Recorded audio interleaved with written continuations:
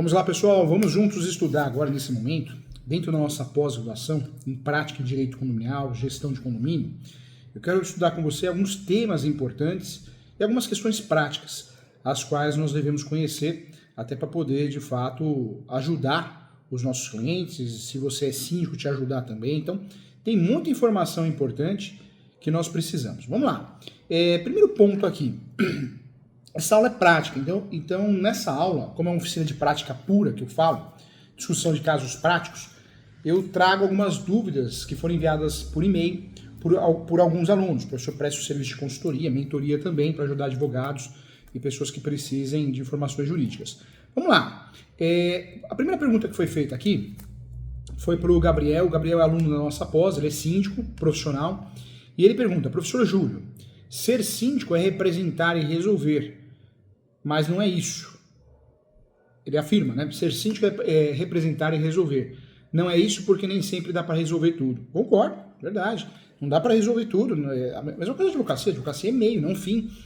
Mas o síndico precisa tomar cuidado em relação às suas atitudes, porque uma atitude errada ele responde civilmente, criminalmente, e na esfera trabalhista também. Então, de antemão, as obrigações do síndico, claro que vão, logicamente, muito além.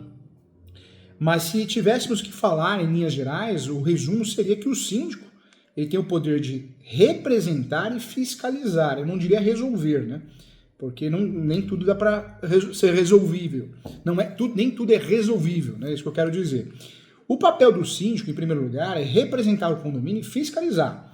Ele é a figura de representação e fiscalização do condomínio. Depois, né, é importante entender que representar significa fazer ações, né, gente? Fazer ações em nome dos outros, dos condôminos. Então, é representação. Só que o síndico não pode fazer as coisas por vontade própria. Ele sempre precisa levar para a Assembleia. Vai fazer uma obra, uma manutenção? Três orçamentos. Ou seja, precisa se resguardar diante das suas responsabilidades, né? Então, tomar cuidado com isso. Vamos lá. Outra pergunta que foi feita que eu achei interessante também é do Fábio Amaral. Fábio Amaral, que é advogado da área condominial. Professor Júlio, as obrigações do síndico estão todas previstas no Código Civil? Não, na verdade tem Código Civil, tem a Lei de Incorporação, tem a Lei do Inquilinato, 8.245, e tem muitas súmulas e decisões jurisprudenciais, né, como RESPs, recursos especiais e recursos extraordinários, além de temas repetitivos. Então, se a gente parar para estudar a legislação condominial, nós temos o Código Civil, claro, artigos importantes, nós já tratamos desses artigos. Temos também, em regra, e isso é muito importante também, a Lei de Incorporação Condominial, também chamado condominial. Temos súmulas, temas repetitivos e temos também jurisprudência. Então, muita coisa. Então, o Código Civil não é a única legislação.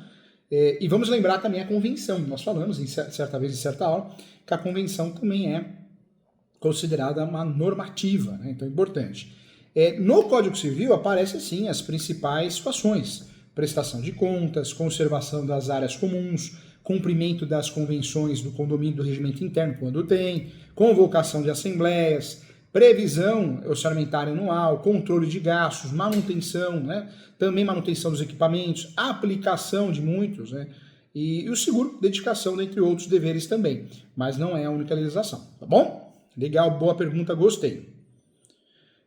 A Vânia pergunta aqui também, nessa oficina de prática, estudos de casos práticos.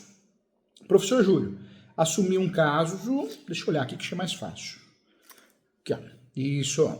A Vânia, a doutora Vânia. Professor Júlio, assumi um caso onde o síndico acabou fazendo manutenções no prédio sem a consulta ao Conselho Deliberativo e também não fez 3 orçamentos.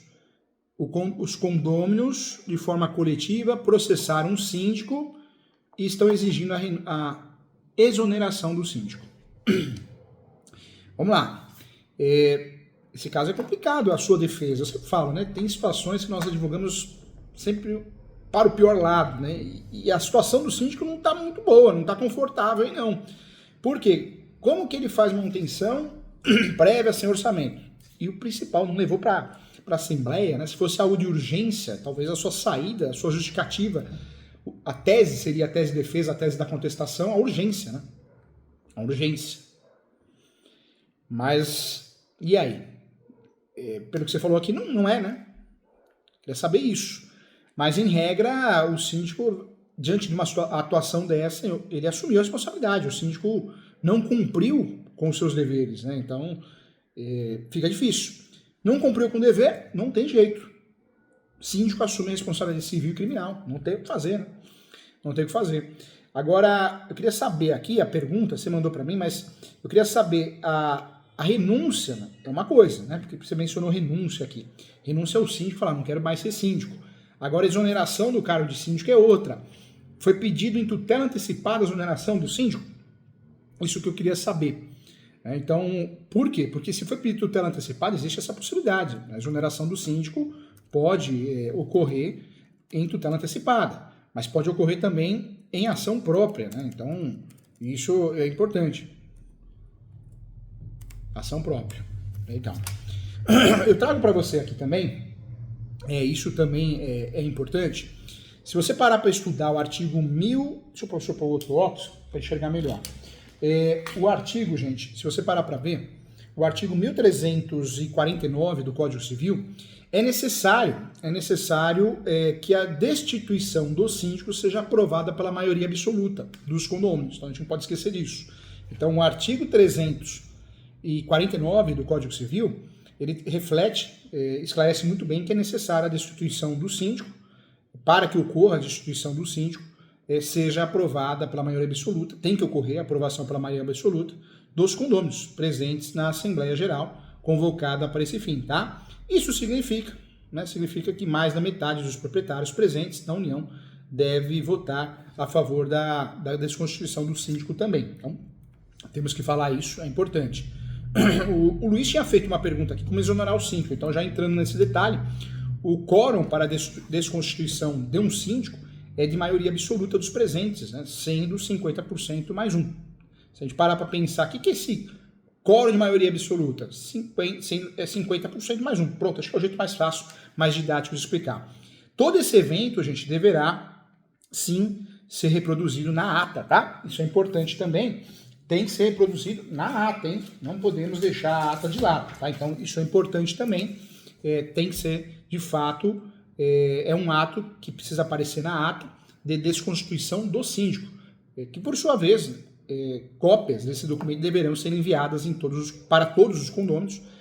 A ata não é só para arquivo interno do condomínio, mas o ideal é que sejam enviadas para todos os condôminos. Nesse caso, tem que ser enviada para todos, conforme as estipulações da legislação interna condominial também, tá bom? Então, ponto importante, gostei da pergunta. O Hélio tem um caso prático aqui também, mandou para nós, vamos ver. Hélio que é advogado. Ele fez várias perguntas numa só, hein, Hélio? Legal, legal.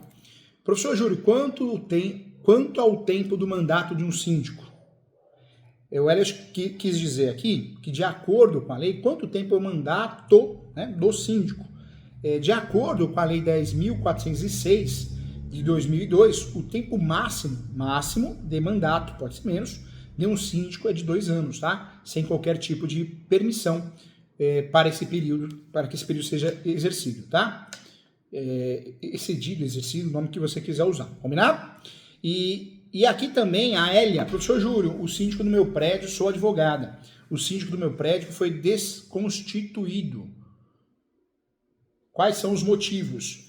A desconstituição do síndico no Código Civil, em primeiro lugar, é importante saber que o Código Civil, mas também a jurisprudência, traz diversas situações sobre a destituição do síndico, que é o termo mais utilizado. A exoneração também é utilizado, mas a destituição é muito comum. No Código Civil, o artigo 1349 determina que o direito é de direito, de fato, dos condôminos pedirem a destituição do síndico, né? Então é de direito. O direito dos moradores também está vinculado a interromper o mandato do síndico, que nada mais é isso, né? Exoneração, a destituição, conforme artigo 349. A Assembleia, especialmente convocada para o fim estabelecido, isso aparece no inciso 2 do artigo, deixar muito claro que, pelo voto da maioria absoluta de seus membros, destituir o síndico que praticar irregularidades como não prestar contas, não administrar convenientemente o condomínio. Isso entraria em não prestar contas, mas entraria também em gestões abusivas, né? Então, também é importante. De fato, se o síndico não administrar o condomínio conforme as leis, ele poderá ser retirado do cargo, né? Então ele pode ser retirado do cargo. E é importante lembrar também, eu gosto sempre de entrar nesse assunto, que o condomínio é uma entidade democrática. Você parou para pensar? O condomínio é uma entidade democrática. E o síndico trabalha, né, representando os condôminos. Ele é representante dos interesses dos condôminos. Portanto, gente, o autoritarismo, né, eu sempre falo isso, o autoritarismo, se o síndico se achar dono do prédio, né, do condomínio, com várias atitudes ilegais, ele perde o cargo, né? E lembrando sempre que pode pedir a destituição do síndico, não precisa ser todos os condôminos, né? Pode ser um. Vai para votação e aí tem um quórum específico se vai ocorrer ou não, mas o pedido pode ser feito por um só. Tá? Então isso é importante. Qualquer prática de ilegalidade que podem resultar em processos judiciais, prejuízos materiais, gera interrupção do mandato, sim. Tá? Legal. Vamos lá. A pergunta agora da Vânia. A doutora Vânia pergunta aqui: professor Júlio, quais são os motivos que podem levar à desconstituição do síndico? Melqueiro, obrigado por ter separado essa pergunta também.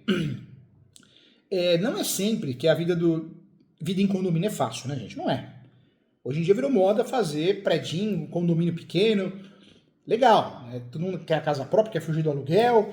Mas, gente, morar em condomínio não é fácil, né? Precisa ter cuidado, né?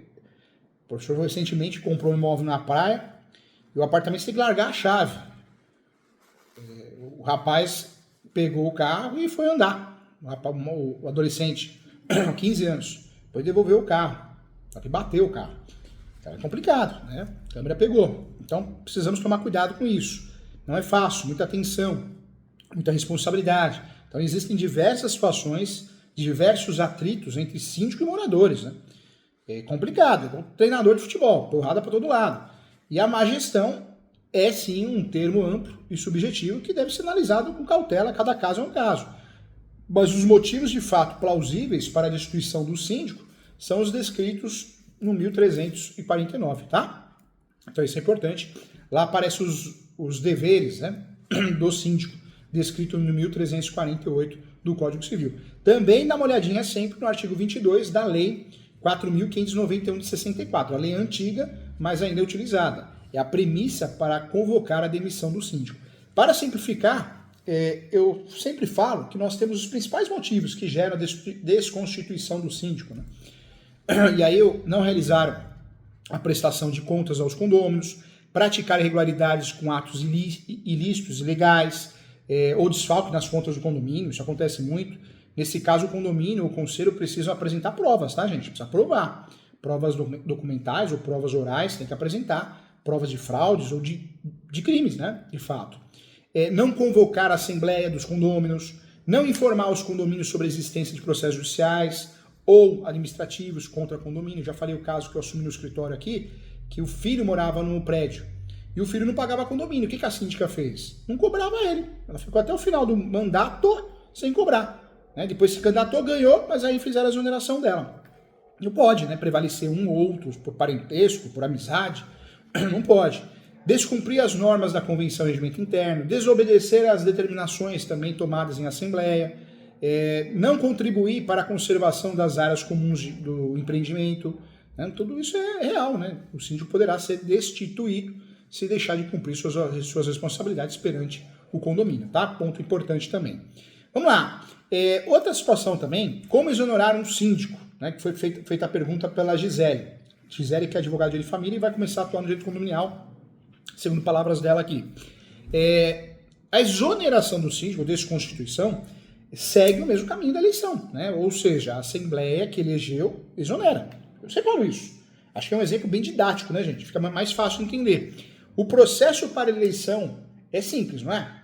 Basta a maioria dos presentes. para exoneração do síndico e para eleição do síndico. A Assembleia deve fazer uma convocação, tem que fazer, utilizando para tanto o apoio de 25% dos proprietários, e com esse número convocar uma Assembleia e com 50% dos votos que já tinha falado, mais 50% mais efetivar a exoneração do síndico. Acho que é nessa linha, né?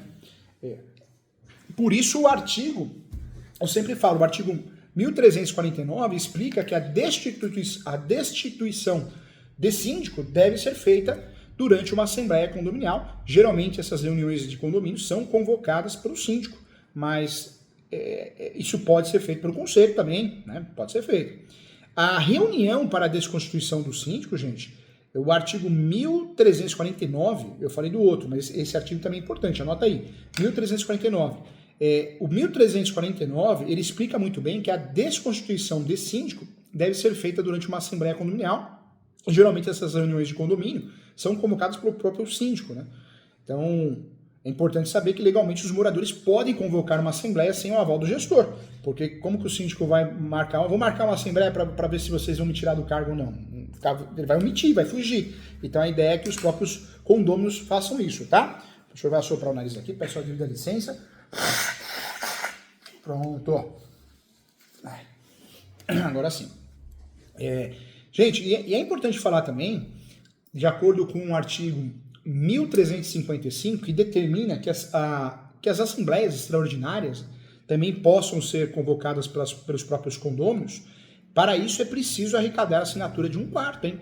1/4 dos condôminos e reuni-las em um abaixo-assinado de fato para desconstituir o síndico. Então, outro artigo importante, eu falei do 1349, mas é isso mesmo, não vamos deixar passar não, porque o nosso estudo é aprofundado. Se você pegar o 1355, que determina que as assembleias extraordinárias podem ser convocadas pelos próprios condôminos, ou seja, os próprios condôminos podem agendar essa assembleia, convocar, né? Mas é preciso arrecadar assinaturas de 1/4 dos condôminos e reuni-las em um abaixo-assinado. Então, se o síndico não marcou a pedido, está omitindo, pode os moradores, os condôminos, fazerem isso, né? Convocar uma assembleia própria, mas tem que ter o abaixo-assinado e arrecadar pelo menos 1/4 das assinaturas desse abaixo-assinado para desconstituir o síndico, 1/4 dos condôminos, tá? Então essa regra é importante também. Após arrecadar todas as assinaturas necessárias, os moradores devem criar um edital, e esse modelo eu deixei pronto também, deixei pronto no livro Direito Condominial do professor Júlio, bem legal para você. Podem criar um edital de convocação para a desconstituição do síndico, tá? Então isso é importante falar também. Legal. Muita pergunta boa hoje, hein? Muita pergunta boa, gostei.